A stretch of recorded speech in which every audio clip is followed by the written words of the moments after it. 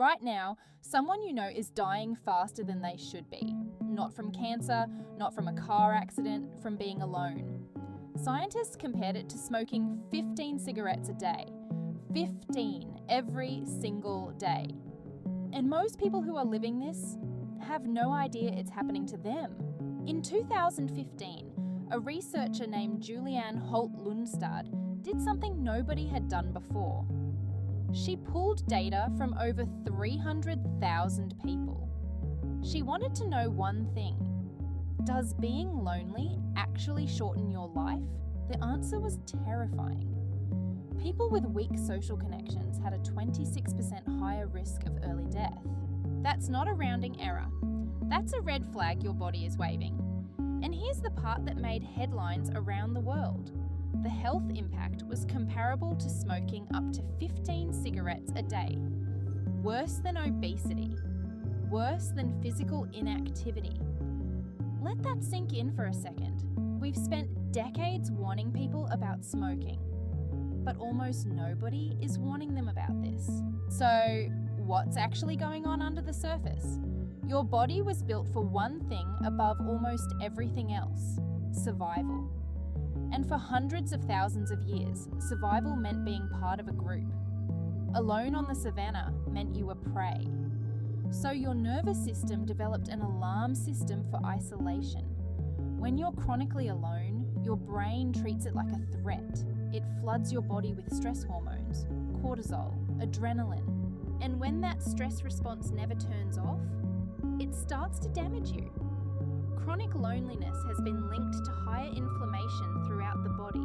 That inflammation contributes to heart disease, to weakened immune function, to higher blood pressure. Your body isn't imagining the threat. It's responding to it every hour, every day, for years. Here's where it gets even more interesting. You don't have to be physically alone to be lonely. You can be surrounded by people and still feel completely isolated. Researchers call this the difference between social isolation and perceived loneliness. Isolation is about numbers. Loneliness is about connection. And it's the feeling that does the damage, not the head count. This is why loneliness has been quietly rising for decades, even as the world gets more connected than ever. We have more ways to talk to people than any generation in history. And somehow, we're lonelier than ever. In fact, some public health officials have started calling this a loneliness epidemic.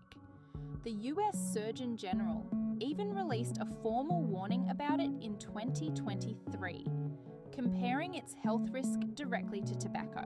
Now, you might be thinking, this is an old people problem. It's not.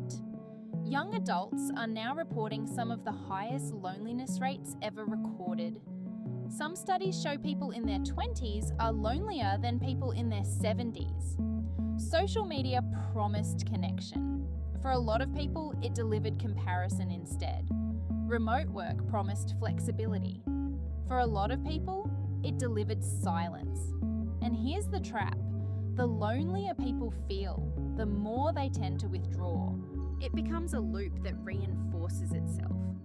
The very thing that would help, reaching out, starts to feel impossible. Okay, so here's the good news. Unlike a lot of health risks, this one is remarkably responsive to change. Researchers have found something surprising. It's not about how many friends you have. It's about the quality of a small number of connections.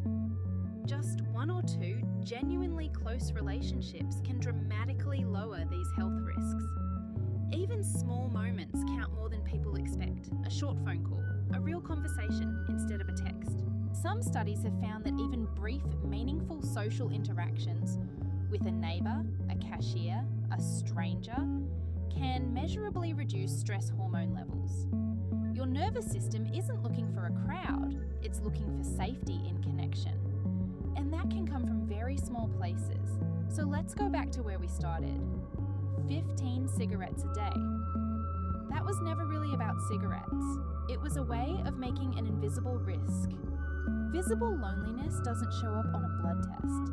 There's no scan that flags it, which is exactly why it's so dangerous.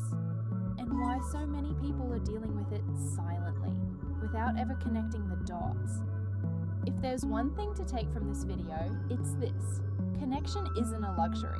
It's not a nice to have. Your body is asking for it the same way it asks for food, water, and sleep. This video is meant for general awareness, not medical advice. If loneliness or isolation is affecting your well-being, talking to a doctor or mental health professional can help. Now here's a question worth sitting with. When's the last time you had a real conversation? Not a text, an actual conversation with someone who matters to you. Tell me in the comments. It might be the smallest, most important thing you do today.